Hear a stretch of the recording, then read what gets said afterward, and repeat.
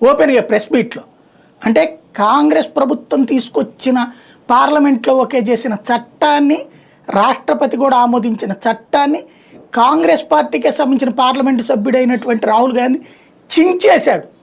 అంటే ఏంటి, నేను మన్మోహన్ సింగ్ కంటే అధికుణ్ణి అని కాంగ్రెస్ దాన్ని ఖండించలా, సమర్థించింది.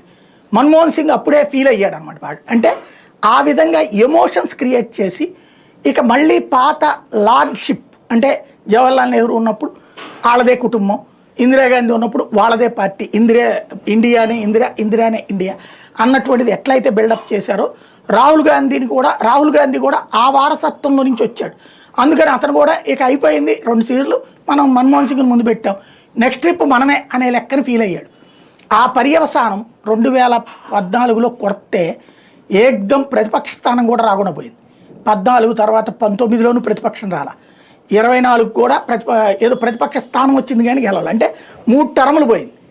అంటే ఈ సంకేతం చూసినప్పుడు ఇక్కడ వీళ్ళు చేతులు కాల్చుకుంటారా, ఏది మన లోకేష్ కానీ వీళ్ళు అట్లాగా అతిగా ఊహించుకోవడం కంటే ముందు ఈ టైంలోనే బెటర్. ఇప్పుడు లోకేష్ కాన్సెప్ట్ ఎట్లా ఉంటుంది, క్రిందసారి కూడా మంత్రి పదవి ఓడిపోయినా కూడా తీసుకున్నాడు మంత్రి పదవి. పార్టీనే అప్పుడు ఎవరు యనమల రామకృష్ణ అనుకుంటా ప్రపోజ్ చేసింది ఆయనకి ఎమ్మెల్సీ ఇచ్చి మంత్రి పదవి అని చెప్పి.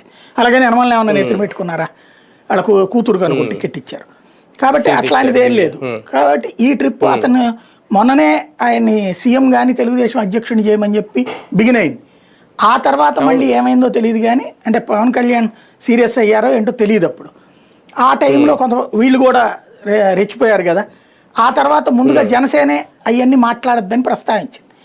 ఆ తర్వాత వీళ్ళు కూడా ఆపారు. ఓ రకంగా చెప్పాలంటే తుఫాను ముందల ప్రశాంతత అనమాట ఇది.